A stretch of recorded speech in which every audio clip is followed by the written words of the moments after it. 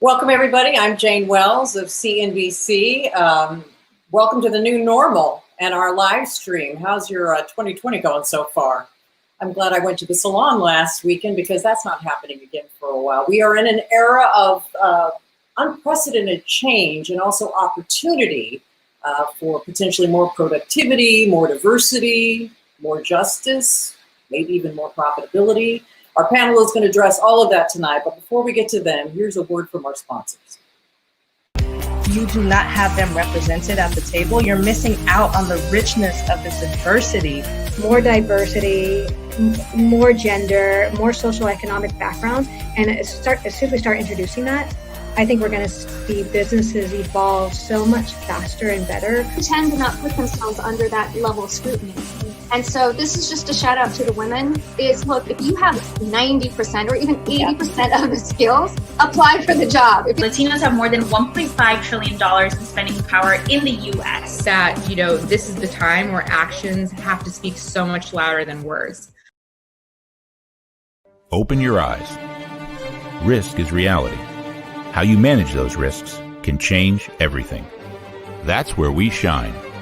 At USI, we are innovating the risk management and employee benefit platform for today and the future, leveraging knowledge technology to take the industry where no one has gone before, integrating world-class expertise, over 150 years of experience across thousands of professionals serving hundreds of thousands of clients, a one-of-a-kind solutions platform and approach with you at the center of our world, broader, deeper, quantified, a 360-degree complete view, solving today's problems and anticipating tomorrow's, across property and casualty, employee benefits, personal risk, and retirement, so you can move forward.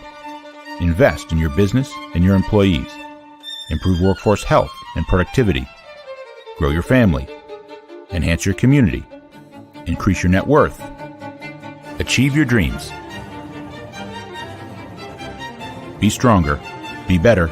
Experience a new future with USI. Well, I think we all want to be stronger and be better. And as we have this panel tonight, please encourage other colleagues to tune in on Facebook Live and YouTube Live to this event. And you will be able to provide comments there and even questions. And we're going to try and get to as many of those before we end as possible. But boy, this is the year we have thrown out the playbook. We have had a pandemic like we haven't seen in a century. There is social unrest like we haven't seen in half a century. And a lot of the change is being pushed by corporate America instead of political America, which is fascinating, although it's not without dissent. I mean, there's an article in the Wall Street Journal this late today that Red Bull, for example, is shaking up its U.S. leadership over potentially disagreements on how to handle the Black Lives Matter situation and where do we move from here. So we have a group of panelists here who are going to talk about the change they are seeing, the change they are enacting. We're going to introduce them briefly, and then Gerhardt and Laura and I will dive down into specifics. What are you doing? Where are you reallocating resources? Is there even enough money to do that, and where are you getting it? First up, we're going to give a brief bio, 30-second roundup of everyone. Lisa Stockman, you are first. Lisa, go ahead. Hi. Hello, I'm Lisa Stockman. I'm the Chief Marketing Officer at Banfield Pet Hospital. Banfield is one of the divisions of Mars, Inc. Interesting times for a pet hospital. If you've done your research, you know that many people are turning to their pets during this very sort of turbulent and different time. So it's interesting. Boy, no kidding. Florence Chung is with us. Florence, your turn for 30 seconds. Hi, everyone. Florence Chung, Chief Engagement Officer with the Hetty Group. I've spent about 13 years in corporate community engagement, and I've been law enforcement adjacent for about 20 years. And we are a community engagement strategy firm focused on public safety. And of course, right now, public safety is a hot issue across the country. So I'm happy to be here and talk about what we all need to be thinking about. You're at an incredible intersection. Mm-hmm. Tamara Lewis is here from the Hilton Foundation. Tamara, what do you do there? Hi, everyone. I'm Tamara Lewis. I'm from the Hilton Foundation. I'm the Vice President of Talent and Culture, so all things people related. The foundation is now one of the largest foundations in the world, operating both domestically and internationally. As you can imagine, a lot of what's happening today is impacting the communities in which we work in. So there's quite a lot of conversation both internally and we're joining externally. I'm really interested to hear where you may be reallocating resources and even within the foundation itself, what may be changing. We'll get to that later. Robert Purcell, CFO at PaySafe. Robert, tell us about yourself. Hi, Robert Purcell, CFO at PaySafe. Thanks, Jane. We at PaySafe allow our hundreds of thousands of merchants and 5 million customers like you and I worldwide transact seamlessly in any way that you can imagine so that we can procure goods and buy services. Prior to PaySafe, I've been in this industry for about 10 years now in the payment space. Prior to that, I was in financial services at Intuit. And then prior to that, I pretty much grew up at Amgen in biotech, and I was at Deloitte prior to that. And now you're working at home, as is most of your staff, which we will talk about the long-term impact of that. Okay, now to my co-host, Laura Moreno-Lucas. I knew you when you were at the NASDAQ. Now you're up in San Francisco, and you've got this cool psychedelic virtual background. Thank you for winning the background contest. What are you up to now? Thanks, Jane. I'm really excited to be here. I transitioned out of NASDAQ in March, which probably wasn't the best decision to do it in the middle of the pandemic, and started PandoCap, which is the pandemic capital markets. And we demystify the capital markets for all with bilingual content. And as we know right now, the capital markets need a lot of demystifying. And we also partner with organizations like Vote with Love to help Brown and Black communities on policy for the upcoming election. So, vota con amor. All right, Lauren, thank you. Gerhard, you are a former diplomat. You're Austrian, which in my experience means you don't beat around the bush, you get right to the point. Tell us about yourself. Yes, Gerhard Apfelthaler. I'm the Dean of the School of Management at California Lutheran University. If we have viewers outside of Southern California, you probably don't know us that well, but we are ranked 9th by US News and World Report among universities in the Western United States. We have a sizable business school, and I can tell you being in higher education at this time is definitely an interesting job. Gerhard, thank you. Okay, remember everybody who's tuning in, you can ask questions or make comments. Those will filter in and we will get to them. But Laura, you're up first with the first question. Great. So my question is for Lisa. Lisa, you've had an amazing career from Wharton to Time to City of Hope and now Mars. How much are you spending to keep employees safe? We're spending actually a lot right now. I'm in the healthcare space, but it's for pets, Banfield Pet Hospital, and we were deemed an essential service. So it's very important that we are spending the right amount of dollars to make sure that our associates are safe, make sure that our clients are safe. We certainly have increased what we spend on PPE. It's really important in this time that we are able to meet the needs of our clients. And we want to make sure that as they drop off their pets, as they interact with our veterinarians, that they feel safe and secure. So safety is very, very important, and spending a lot more than we did this time last year. I'm assuming that may be cutting a little bit into profitability, but I want to pivot, Lisa, and I am assuming, no, I'm not going to assume. Do you have a more influential? Can you hear Jane? If you can, maybe you can ask the question for me. Do you hear me, Laura? Yeah, I can hear you. Okay, if you could ask Lisa. Can you hear Jane? Yeah, I'll transfer the question to you, Lisa. My question for Lisa is, does she have a more influential voice in this social unrest? How is she using it? Is there something she's now saying that she would have maybe been not bold enough to say before? Great. Lisa, do you have an influential voice during this time? Is there something you would say now that you wouldn't have said in the past? Well, I think, yes, I certainly feel I have an influential voice working at Banfield and part of the Mars Inc. family. These are very turbulent times and important times, and I'm so proud that Mars has come out in favor of Black Lives Matter, and as a Black executive, as a woman, I'm certainly not only aware of these issues, but they're in my, I see the impact of racism in my family. So yes, do I have a voice as a Black executive at Mars? Absolutely, I have a voice. I think any executive of color right now is really part of the process and part of the solution, and really trying to figure out how best can we make meaningful change on a corporate level. And I'm really proud of the work that Mars has done to address sort of that systemic racism and what their words of support and, quite frankly, their actions. Can you give us an example of an action or something that you've either witnessed or helped initiate in the last couple of months? Jane, I can't hear you, and my apologies. I don't. That's all right. We'll move on shortly. I think probably we'll just move on and see if we can get back to it. Our next question is for Gerhardt to Tamara Lewis at the Hilton Foundation. Gerhardt, I'm going to let you take it away. Well, thank you, Jane. I think you have already teed up the next question perfectly in your introduction to Tamara. Tamara, you've had a great career, first with CARE in Atlanta, and now you're working for one of the largest philanthropic organizations in the world that is active domestically and globally. So can you tell us a little bit about what has changed at home and abroad through the pandemic, but also through the Black Lives Matter movement?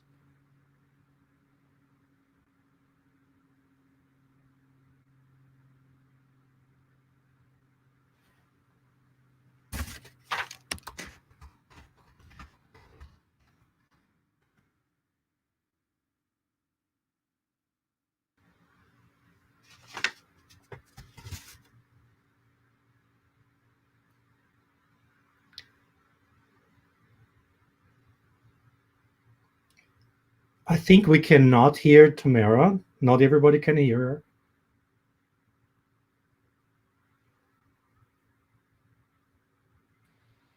Hey, yeah, we're having a little technical difficulty with some of the audio going around, but we'll get back to Tamara shortly. In the meantime, Florence Chung, can you hear me?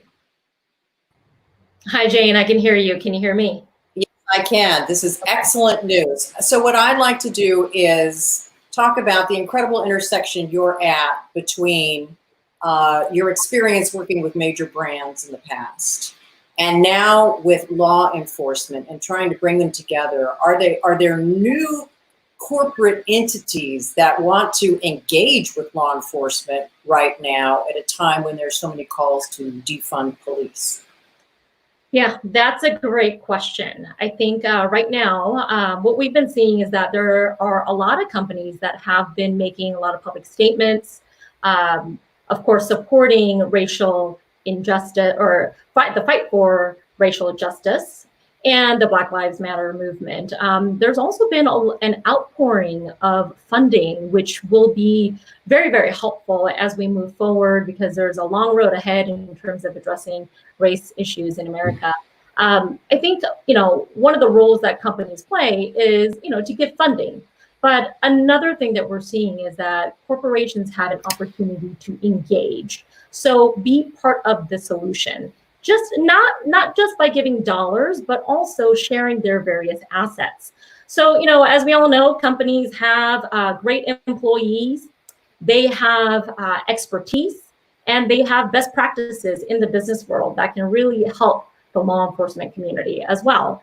Right now, we're not seeing a lot of companies step up right now. They are, I would say, maybe hesitant because there is some reputational risk in aligning with or being in the same sentence as law enforcement. It's an election year. We have a lot of kind of polarizing thoughts in this country right now. And so what we're seeing as we've been monitoring the corporate landscape is that companies may not be so forthright or forward in saying, hey, I want to be a part of the solution in the public safety side of the conversation. So that is something that we are encouraging, saying we are all stakeholders in public safety. And we see that corporate America can actually make a big difference by sharing their various resources. Like I said, not just funding, but expertise, business. That's a great question. So if you're a Target or an Amazon or a Starbucks or a Chipotle, and you want to, you're making the pitch to engage with law enforcement, what does that look like? Yeah, let's take customer service as an example. We all have come to expect brands, major companies, to respond when we have a bad experience with the organization or with the employees.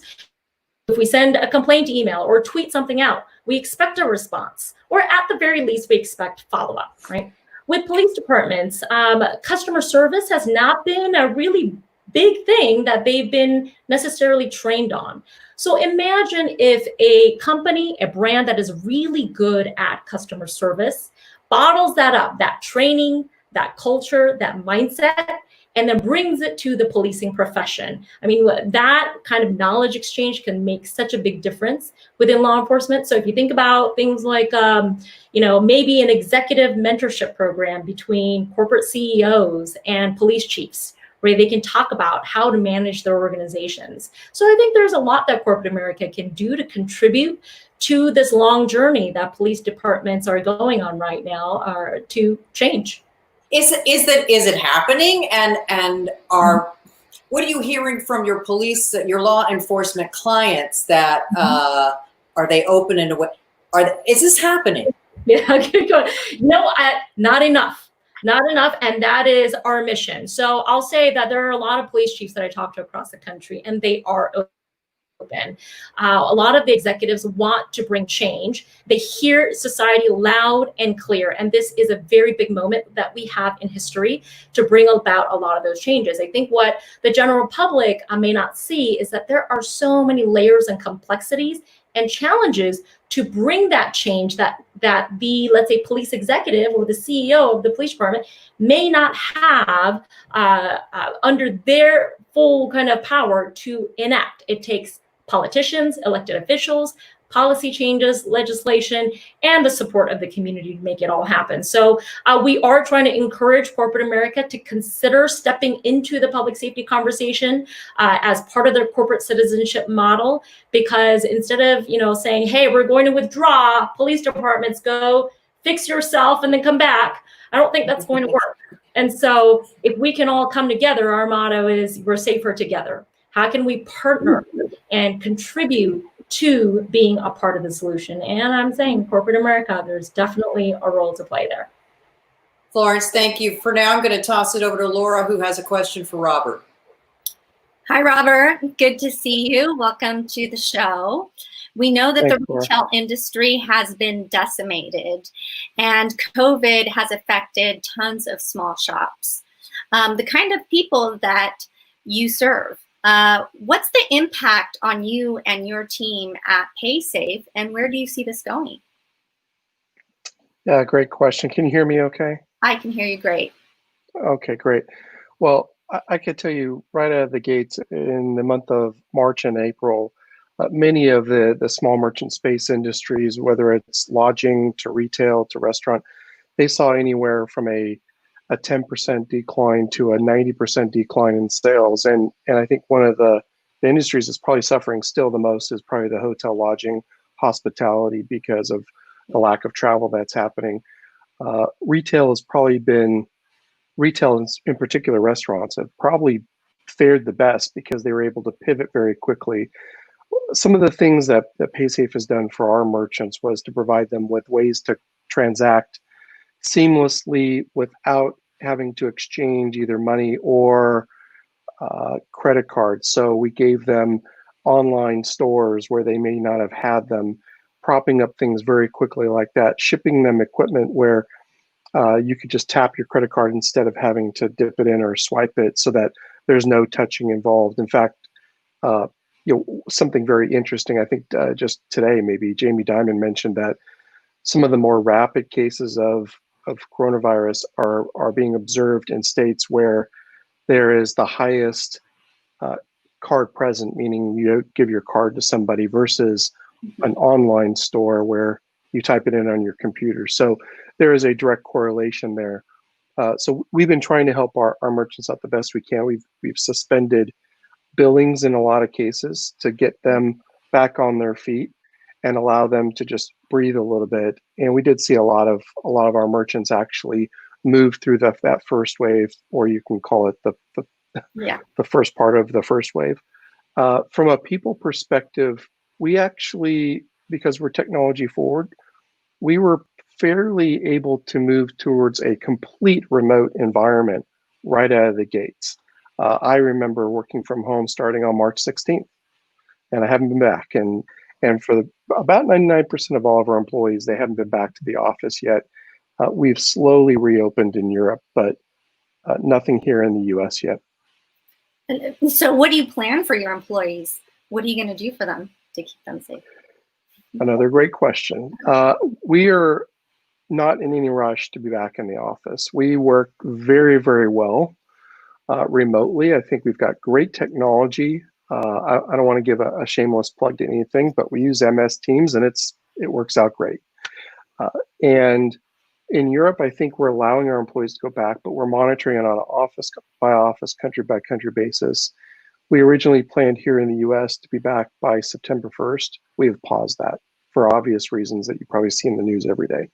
So right now, we're in no rush to be back. And certainly here in the US, we've put a complete pause on it. I would say, without speaking, I don't have complete facts, but I doubt that we'll be back in our offices here in the US before the holidays. Yeah. Sorry, go ahead. Robert, I have one question for you before we move back to Gerhard and Tamara. When you come back, I mean, how's productivity with people working at home? And do you even need to come back? And what does this mean for your commercial real estate lease footprint long term? Yeah, so very interesting. And a lot of us had an internal hypothesis that there was a productivity bias at first, right? When you can't go anywhere, you're really productive at home. But as things started to open up and people were able to, go to the market and maybe go different places, our productivity stayed extremely high. So we're very happy about that. People are just really happy to still be working. There's so many just horrible stories out there about layoffs and furloughs. So people are just super happy to be conducting business. We've got a lot of empathy and passion for what we do and helping our customers. So I think productivity is still high, and we expect it to stay there as well. Certainly with our engagement with our employees, we use surveys all the time to gauge our employees and their well-being. So we're very happy with that. From a lease perspective, nearly all of our leases across the globe are more than 2 to 3 years out. So here in Southern California, we just entered into a 7-year lease. Oh, wow. We're not going to try to renew that or renegotiate it at this point in time. I think we're going to use that space to social distance when we do come back, taping off cubicles, using offices for groups that need to be close to each other, but allowing them the room to spread apart. But we're not going to renegotiate anything at this point in time. We're going to let things play out. You never know what's going to happen. I mean, I doubt we'll ever forget this, but with a vaccine in a year or two, we may be having more than a 10 or 20% occupancy in our buildings. Fingers Robert, Laura, thank you. We're going to, we have Tamara back now. So Gerhard, I'm going to turn it over to you to re-ask the question. Absolutely. So let me pick up where we left off. Tamara, we talked about the Hilton Foundation being a global organization, right? And so the question was, how do the recent developments with the pandemic, but also the movement against racial injustice impact your work? How have they changed your work domestically and globally? Right. So I hope everyone could hear me this time. I mean, like many other organizations, we've already started our diversity, equity, and inclusion journey. We call it DEI internally. And the recent events have prompted us to reaffirm our commitment to DEI, both internally and externally, reevaluate, prioritize our diversity plans to diversify our workforce more and also build more equitable and inclusive cultures. I mean, there's no secret that these issues are systemic, and we know that there's a lack of diversity in philanthropy, right? Especially in leadership positions. We know that philanthropy does have an outsized role in making decisions that impact the lives of others. And we know that, the truth is we want to be really intentional, and we are being really intentional about how we rectify this, because diversity in organizations like ours help us to be more creative, more innovative, in addition to improving employee retention and engagement. We know that having a diverse workforce that mirrors the populations we serve will only help to improve the impact that the foundation is making in the communities that we engage in and operate in. And lastly, we know that having a diverse leadership team means that we'll be better able to stay abreast of the external influences, right? Like policy changes, cultural changes, economic factors. And so at the end of the day, this has just prompted us or propelled us to really focus on DEI and really focus on, at the end of the day, having a more diverse workforce that's engaged and more impactful programs, which is why we exist. Right. If I may add another question, Tamara, has the content or the direction of your programs changed in any way? We tend to, or our philosophy is really, doubling down on the areas that we focus on. So we have our strategic initiatives, which usually we're in for the long haul, but fortunately, we have the luxury of also being able to be responsive to impromptu crises like COVID or the racial injustice issues that are present or in our face right now. And with that, we have been able to allocate some of our resources to kind of, or being a part of it. So, recently we've allocated $5 million to racial and racial justice and inequity causes, and then another 25 million for COVID. So while we haven't shifted or substantially shifted the program areas that we're vested in, we are able to flex and get engaged in the other areas that are important for us as well. Mm-hmm. And when you look at your grantees, will you in the future actually look at questions of diversity, equity, and inclusion and how your grantees measure up? Measure up, but also how do we support them, right?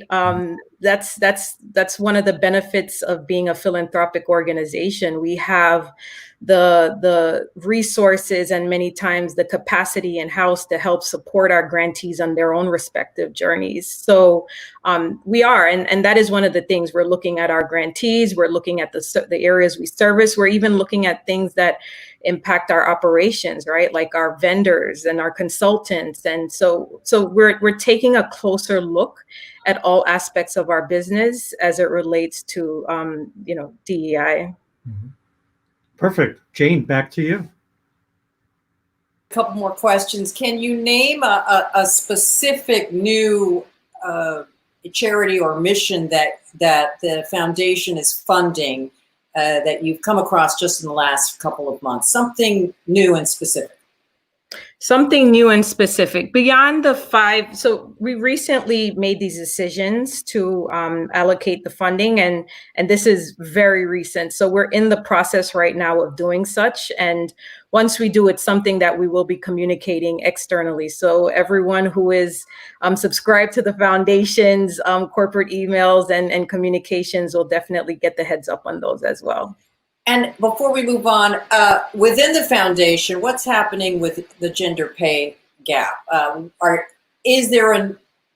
salaries going up? Are you attracting new talent and saying, look, we can pay you now what traditionally the guys were making?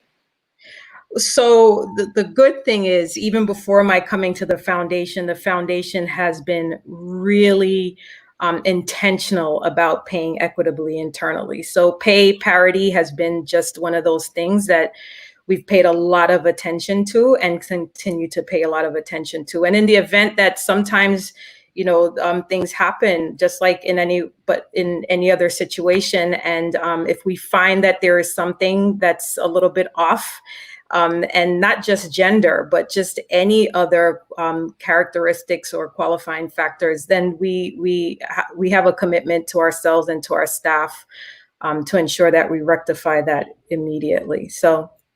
All right, Tamara, we'll get back to you. I want to bring Lisa Stockman back if I can. There's a question, and by the way, folks, if you have questions or comments, you can add them to the Facebook Live or YouTube Live feed we had. Lisa, how many pet hospitals are in the Banfield system? I mean, how big is this? I think of VCA. How big is Banfield? Banfield there's 1,000 hospitals, over 1,000 wow. hospitals. Yep. And VCA is our sister brand, is our sister hospital. So, and within the Mars network, there's Banfield, there's Blue Pearl, which does more specialty work, and there's VCA. So our offering is, and we have some overseas as well. So it's a big product. Lots of folks concerned about pets and their lives. Has there been a moment in the last few months where either at a Mars level or a Banfield level, you realized being up in Vancouver, Washington, that you weren't in LA anymore, whether it's the COVID situation or what we've seen what's happened in Seattle, that you're like, oh, this is a little different than my time down south? It is different, but I have to say it's been interesting. I've learned a lot about the Pacific Northwest and, the whole protest movement, Black Lives Matter, social unrest is incredibly diverse in the Portland and Washington area. It's interesting to see how many people come under the Black Lives Matter flag. I live part-time in Harlem as well, Harlem, New York, and it's interesting to see sort of the differences. But what unites it all is, quite frankly, the passion. And how have you changed? How have you changed as a leader over the last couple of months, or have you? I think I have in many ways. I mean, I think I certainly have become a better listener, but I think it's interesting being a leader in a position as a Black person, as a woman. Racism is not new to me. I've been, it's been part of my own quilt. So it's interesting to see how corporations, something you mentioned earlier, are really taking at the forefront. I mean, I'll be honest with you, I was shocked when the NFL supported Black Lives Matter. I was not prepared for that. So as a leader, I'm constantly learning, I'm constantly listening. It's interesting that the people who do work at Banfield, many of the people are millennials. And there's an interesting quote that 40% of millennials identify themselves as something other than white. So it is certainly the Browning multiculturalism of America. It's part of our workforce. And they help support, and their energy is part of Black Lives Matter. So as an executive, I'm listening, I'm learning. And it's seeing real change in process. I'm grateful to be part of it in my not only as part of Mars, but as an adult who has been part of corporate America for 25 years. There's some real change. And when Mars comes out with this Black Lives Matter support statement, what are the chances? Everybody's doing it. What are the chances it just lip service, and how do you keep it from not being just that? Well, I think one of the things I love about Mars is it's a very thoughtful organization. It's also a family-owned organization. So I think their approach is always based on a mission. They have a mission. Work is critical to what's done at Mars. And I don't think it will be just lip service. I mean, one of the things that they're doing actively is looking at the Uncle Ben's brand and what does that mean? And does it fulfill any stereotypes, or how do we best address societal concerns for Uncle Ben in 2020? And I think that's actionable. As we look at sort of what's happening, making sure that communities have STEM access, science and technology, engineering, making sure that more people can become vets. We are involved with a lot of the historically Black colleges. So definitely taking steps, very thoughtful, very concerned. And I was surprised at the level of corporate involvement, not only that Mars has, but many of my friends from across the U.S. that this is being taken very seriously, and an opportunity for real change. Before Laura has a few more questions, but first, Gerhard, I think you have a question for Robert. Or no, Florence, excuse me. Gerhardt, you have a question for Florence. Yeah, I wanted to ask a question from Florence. Florence, in the public sector, it's always about budgets and resources, right? So in the current situation, the economics for local policing doesn't look very favorable. They're really getting the double whammy of decreasing tax revenues on the one hand, and then also the calls to defund police departments. I'm wondering, what is your organization doing to help? Yeah, thank you for that question. I think the defund conversation is playing out differently in different cities across the country. And depending on who you ask, there's a slightly different definition as to what defunding might mean. I think, as America, we all need to make sure that we look beyond the headlines and the social media posts and really take responsibility to educate ourselves around the issues. What are the real issues that lend to the lack of police accountability? Why are there so many different scenarios that we see on television? It seems like every month regarding an unarmed person being shot by police. And so the defunding question, that is something that is definitely to discuss. But I would say, one of the things that we're doing is to facilitate this conversation, facilitate the understanding and the education about the layers and complexities behind policing, because there are a lot of root causes when it comes to policing. And defunding actually can help policing in all the work that they do. But also we want to take a look at what the implications are for taking away funding.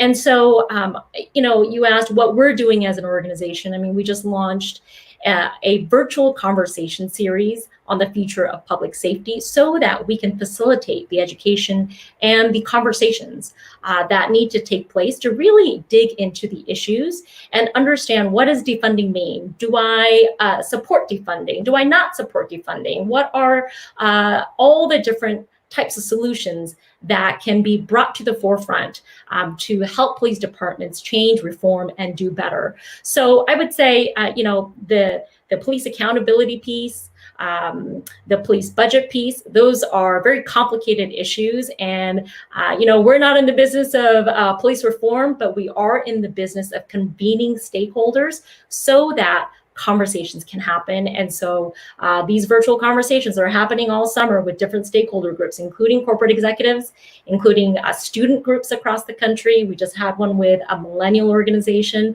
representing the country, and with nonprofit leaders as well. A lot of different stakeholders coming to the table to discuss what's important in this conversation. In your work with law enforcement, has anything fundamentally changed in your strategy over the last few months? Fundamentally, I would say, I mentioned the virtual conversation piece. I think what's really important right now is for everyone to listen and learn. And for us at the HEDI Group, that's what we're doing. And that's why we launched this virtual conversation series, because not only do we want to facilitate that listening and learning, we ourselves have been very actively listening and learning from all kinds of community groups and talking to a lot of different organizations across the country, because this is a complex issue. So I would say, our mission stays the same. We want to bring diverse voices to the table because we believe that it takes a village. It takes a public safety ecosystem to resolve and address these very complex public safety challenges. There is a universal truth, though. We all want to feel safe, but we need to work toward an equitable experience of public safety. So we all need to come together for that. So our strategy, our mission remains the same. Our strategy at the moment, right now, before we start, bringing together all these solutions and data and facts and things like that, we need to make sure that we are listening and remaining humble and learning the various experiences across the spectrum, so that when we are bringing partners to the table to bring solutions, that we are coming from an informed point of view. Mm-hmm. So you're in the business of community engagement, right? And stakeholder engagement. You mentioned your virtual conversation series. Is it working? Is it working better or worse than what you did before? Well, I would say it is an initiative that meets the moment. the needs of the moment. I'll talk about the conversation we hosted between millennials, college students, and millennials from across the country. 25 different states participated. We brought in 5 police chiefs from across the country. That's representative, small cities, large cities, African American, white, and we had a very honest and open conversation over Zoom, where everybody's faces were on camera. And we got to ask the tough, hard conversations. And I'll tell you, the feedback that we received after that conversation was fantastic. We actually, it actually surprised us. There were a lot of students that said that they were moved by the conversation, that there were myths that were debunked, and that they were a lot more open to really understanding the layers of what's really going on, that they thought that there would be just more simplistic solutions, but after the conversation, they realized, wow, this is complex. It's a long road, but the mood after the program was one of hope. People were feeling hopeful. I was feeling hopeful, seeing millennials and young people wanting to come up with solutions. But again, starting from that starting point would be to listen and also lend their voice. So it was a very hope-giving conversation. I'm telling you, Florence, I'm still trying to get my head around the idea, the potential of Nike partnering with LAPD and sort of somehow moving forward would blow my mind. We have some great questions and comments coming in. The first one, and I'll do a quick round robin, this is from Rick and Shadow. Have you had any COVID-19 positive cases within your organizations, and how are you dealing or dealt with it? What were the lessons learned? Lisa, I'm going to start with you, since your organization might actually have the most exposure. Have you had any COVID positives? We have, not tons, but a few, and quickly dealt with them. We have a well-trained people in organization that deals with sort of, and depending on what state it's happening in. So yes, we've had some, but not tons. It's been interesting. I think the protocols that we have put in place have been very helpful. And I think, quite frankly, we've done what many companies have done. You must wear a mask. We have drop off of your pets. So lots of precautions that have been put in place early on. Robert, what about you? Yes, we've had a few as well, not as many. In our roughly 3,000 employees globally, I think it's less than 2 hands. But first and foremost, the focus was on the employees and their safety, making sure that we worked with all the local authorities on tracing and just giving them whatever support that they needed to manage through this. And thankfully, everybody is safe on the road to recovery.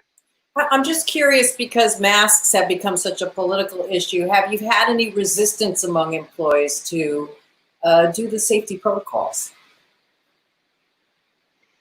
Because we're really not back in the offices now, it's really not that big of an issue. I think in Europe, it's widely accepted. They're completely fine going back to the office and working with all asks of local government and local officials. They don't have any issues with that. Thank you. Florence, very quickly, any COVID positives in your organization? Have you learned anything from that? I have a colleague that we work with frequently that is COVID positive and fighting it. But, we've been working with a lot of different brands, and they, of course, have had a lot of positive, but a lot of the Fortune 500s are actually taking some very significant precautions and asking everyone to work from home for the foreseeable future. So I think they're all going to, taking every precaution, and in our organization as well. Yeah, my organization is invested heavily in the technology, so I can go live from here, never have to go to the office again. Tamara, real quick, any positives in Foundation, and have you learned any lessons from that? Nothing yet, to be fair. We've been working remotely since the middle of March. So our staff haven't been back in the building. We have a few essential staff in the building because we do have a couple of tenants, and we've been pretty fortunate thus far. So to date, nothing. Good. Good for you. Laura, I'm going to toss it over to you for a question. Thanks, Jane. My question is for Tamara. So we hear your daughter had her second year at UCLA. Congratulations on that. You know, one of the things that obviously is a hot topic right now around, you know, going back to school and how she's going to manage that and seeing that everything is online. Have you had any conversations about that? You know, and how are you supporting that, being also, you know, working yourself? We're having lots of conversations about that, both internally and with peers who are in similar roles as I am. I mean, at the end of the day, we have to give our employees the time and space to care for their families, right? And so we're trying to figure out how do we continue to offer the flexibility people need, including myself, like you pointed out. But at the end of the day, be able to deliver on the work that we need, right? There are many people, our grantees and the recipients of many of the programs that our grantees run, that they rely on us. So it's just working through that. We don't have an answer just yet. So yeah. I'm going to toss it to Mike because I think we have some video questions that you're going to show us. Let's roll the first one. Hi, this is Trent Brown. I'm a partner at Deloitte & Touche, focused on serving early stage growth companies. And my question for the panel is, how are you seeing COVID-19 impact business valuations in this current environment? And then also, how are you seeing COVID-19 impact the ability of companies to raise capital? Robert, I'm going to toss that one to you since you're a CFO. Sure. Can you hear me okay? Yep. Okay, great. To be honest, the IPO market isn't too bad right now. And from what we've seen, we do have some customers that are large enough, and they've been actually looking at some type of public offering or a SPAC. The valuations, to a large extent, really depend on your ongoing operations.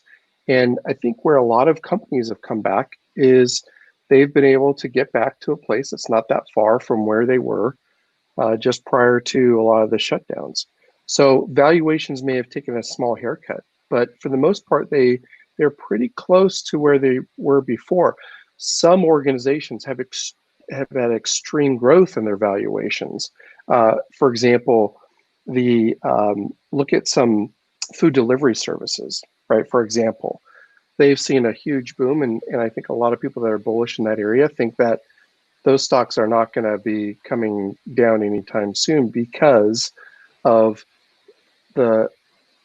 everybody's desire to now do some level of a different buy. So they're more apt to buy something, have it delivered, than to go in person. And so I think that there has been a tremendous amount of change. I mean, certainly some airlines, hotels, those have seen some devaluations for sure. Well, let's hope those food delivery services eventually are profitable. Lisa, is this something you want to address in terms of the impact it's had on the value of the company? Jane, I lost you in the first. I had to come back on. So if you could repeat the question. Just sort of because of COVID, the question was, I believe, generally the impact it's had on valuations of the firm, at least your firm. Yes. You know, it's interesting. COVID and for animals, it's been a very interesting time. People are very involved in their dogs. People are very involved in veterinary care and giving them the best care possible. So our business has been very helpful during this time. We are considered an essential business, and you know, dogs and cats and pets are very comforting. So we are seeing people spend more time with their pets and spend more money on them. So I guess I would ask is, has COVID been, this is a terrible thing to say, good for business? Are revenues on the pet side up? I never want to say the global pandemic has been good for business. But I will say that animals are definitely are very comforting during this time. As many of us, I mean, I think we heard Tamara's dog in the background. The dogs are with us. They're part of our family. They're part of nesting. I'm sure everyone has read that the shelters are empty. So yes, people are spending more time and care with their dogs, and we think that's important because we're there for the well-being of the pets. Thanks, Lisa. Laura, I actually have a question for you since you were with NASDAQ. What do you think, especially on the tech side, the valuations right now? Some are suggesting, we had a question, is the vaccine already priced in? Is tech way ahead of itself? And secondarily, Goya, this incredibly successful business, because of the political environment we're in now, your brand is at risk almost no matter what you say. So really two questions. What do you think about valuations, and what do you think about the risk as a brand or a major company in this highly charged political environment? Yeah, thanks, Jane. Well, definitely we've seen the markets price in a lot of the valuation, right? Because everything right now that's going, and on the tech side specifically, is just, I think investors have priced that in, and they're really looking at the markets as having that aspect of just basically saying, okay, we're moving through this pandemic, we're separated from mainstream, and here's how we're going to, continue to move forward, especially if you're in tech. I think, just this week we saw enormous amount of activity on the IPO market, and we're continuing to see that just, continue down the road. And as far as, your brand, I think brands are definitely going to be held more accountable towards some of the things that they're representing. And as you saw, a lot of people are saying, boycott certain brands if they don't believe or they stand behind them because of what they're saying. So I think that accountability, you saw it with Facebook, you saw it with Goya, you see it with lots of different companies. So I think that's important to, again, stand behind your messaging and your brand, and people are going to scrutinize that a little bit more. We have another question from Daniel. Thanks, Jane. My name is Daniel Bender. I'm the Vice President of Strategic Development at CBC Federal Credit Union. My question is about veterans. I'm a former Naval Intelligence Officer and U.S. Naval Academy graduate. I'm always concerned about the health and well-being and job opportunities for my fellow veterans. Are we doing enough for veterans in diversity, inclusion, and offering good job opportunities? That's an excellent question. Florence, I'm going to throw that one at you. First is in terms of seeking out veterans, and then Tamara, you're in the the batter's box. So what do you think? Yeah, I work with corporate America, and I work with law enforcement and nonprofits, and I'll just kind of go sector by sector. I think I know of veterans that have actually started their own nonprofit organizations. I know corporations that have special programs that they have stood up out of their corporate social responsibility divisions to give opportunities to veterans. And I think those companies should be applauded because, they're placing focus on that. Also, I know that law enforcement agencies are also hiring veterans, and you can see how that might be a transition. Now we have that conversation these days about the militarization of police departments, and there's a lot to consider there, right? Because we want to move our law enforcement organizations toward community policing and take out the warrior mentality and put in the guardian mentality. But I think when we talk about veterans, and I think in corporate America, as companies are thinking through gender diversity, racial diversity, bringing on America's veterans is a conversation that many have had. It would be great to see most of our corporations consider that as a segment to focus on as well. I think what would be amazing is if we have a vice presidential candidate who is both a woman of color, and a disabled veteran. We'll see if Tammy Duckworth is partnered with Joe Biden. Tamara, real quickly, before we go on to a question from Chris at USI, are you doing anything at Hilton to hire veterans? I'm not hearing Tamara. Robert, let me throw that at you. We've actually not, and there's every company's got a lot of things that they could do better. That is something that we don't specifically target veterans or folks in the military. I think there's pockets of our organization that specific leaders, because of their background, do that, but we don't. And it's something that, like many areas, a lot of companies have, that's something that we need to focus in on. And Lisa, I would think, as many as you've seen how animals have helped veterans who've recovered from PTSD or whatever, is that something you see at Banfield Hospital? Yes, we do. Yes, we do, and we have programs that work with the vets, and helping to bridge those relationships, and also vets and shelters. So absolutely, there has been some energy in that space. Any hiring? I know that there is some. I'm not as knowledgeable, quite frankly, but yes, we do absolutely reach out to the vet community and work closely with communities, across the U.S. because we are local. We're local hospitals. Quickly, one last question from Chris.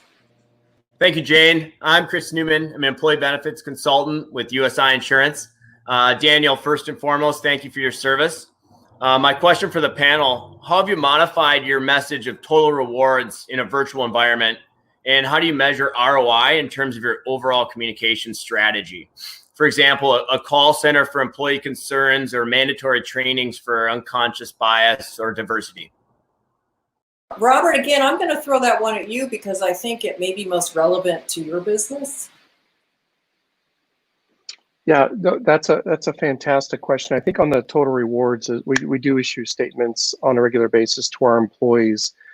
And one of the things, we've always had a diversity and inclusion committee for as long as I've been at Paysafe for the last couple of years. And it's been very important to pull people into that and constantly work with them on what it means to have diversity, what it means to be inclusive.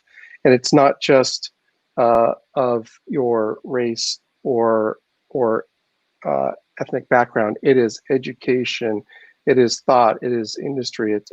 There's so much more to that. So we've always had committees, and we pull people into them and rotate our leadership on those committees so that people can get a chance on driving that throughout the organization.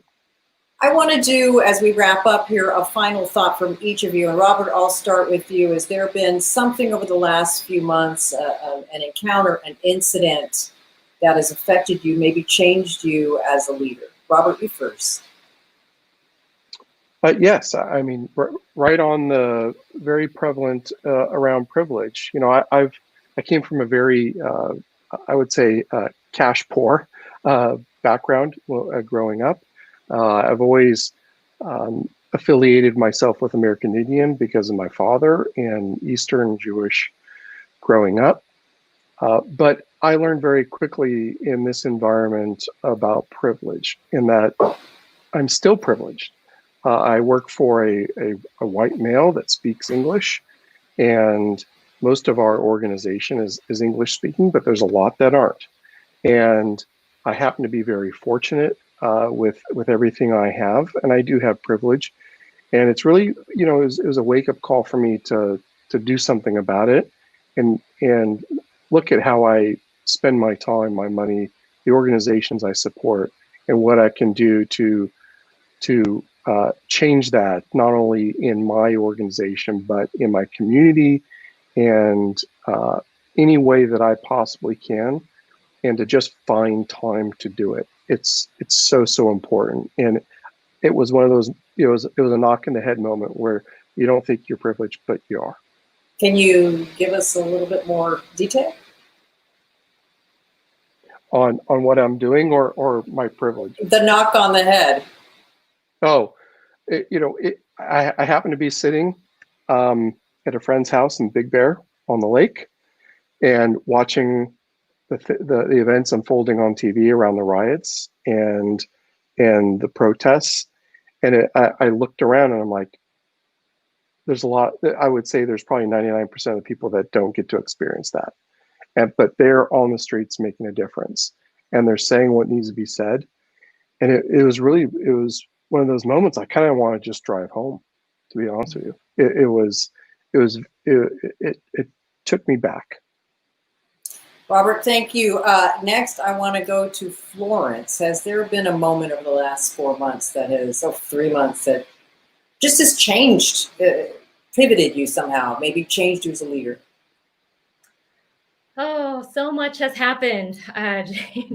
I'll focus on maybe the last month and a half because the pandemic, there are just so many stories and moments there. But with the last month and a half, with the protests, I think I have to just, say, Jane, it's been painful watching and witnessing the pain of different parts of our society bubble to the top, and seeing how real things are, and seeing also the window of hope that that change is possible. It's been kind of a roller coaster, to be honest, seeing how painful it is to see change happen. It seems so far, but doing the work that I do, I'm in it. And I have to take put one step in front of the other. So from a personal leadership standpoint, I've had to do a lot of reflecting. I think what comes to mind for me, what has come to mind a lot, is the word empathy. I think when we go on social media, we see a lot of hate in this country and just all around. And I think that if we call it a moment, maybe my moments on social media is what I'll call out. That could be really tough. And we have to rise above our differences. And this sounds very, very just kind of common sense to all of us, to the idea that we need to come together. But that starts with me. Right. And if we all take personal responsibility, I think that's a main message in my own personal leadership and the work that I'm doing. It's going to be a long road, and I'm going to try to bring as many partners to the table as possible. And that's my message for my own personal leadership, and keeping in mind empathy and considering how I can facilitate the growth of empathy in various stakeholder groups is also. Florence, thank you.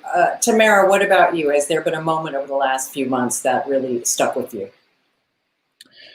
I mean, almost everything that's happened over the last 3 months is sticking with many of us, right? And while the disparate impact on communities of color, there's nothing new about that. Absolutely nothing. It's just more visible, and it's heart-wrenching. And I feel compelled to act in a way that takes this sadness and despair that many of us are feeling, but particularly me, to bring others along in a way that will impact change, like systemic change, sustainable change, and empower the voices of those who, quite frankly, haven't had a voice, both internally, I'm internally, externally to my organization, but just in my life as well. It's hard to imagine things that are happening now not impacting a person, just the core of who anyone is, and it definitely has, right? We're all like mini activists now, trying to figure out how we contribute to the change, and that's where I am as well. Thank you.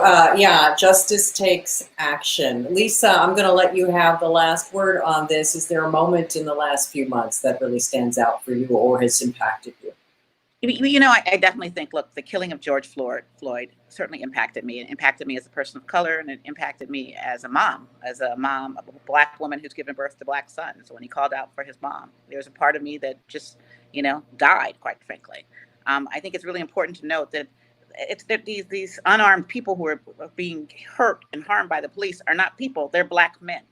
And I think that reality constantly, as a woman of color, as someone who has brothers and sisters, and quite frankly, a host of family members, male, who've been harassed by the police. Yes, the last few months have been difficult because they're real. There's not something I read about. There's something I experience. Are you more hopeful now? I am more hopeful now. I am more hopeful. As saddened as I am to see that man's life taken, I am more hopeful because I have a 22 and 25-year-old, and they are involved, and they see the world through hope and opportunity. and they too are learning about Black history and about how to make a difference and how change comes about. So I am hopeful. But the pain that, I feel is real and it's personal. Thank you, Lisa. Thanks to everyone. What a first half of the year it's been. Let's hope for the opportunities of the second half. I bought this shirt. It says 2020, very bad, would not recommend. That's for the first half. But we have such an opportunity now to change, just to completely change the way we work, where we work, how we work, and how we interact with each other. So this feed will be immediately available online afterwards. And here's to everyone. We hope you have a transformative and better second half. Thank you, folks. Good night.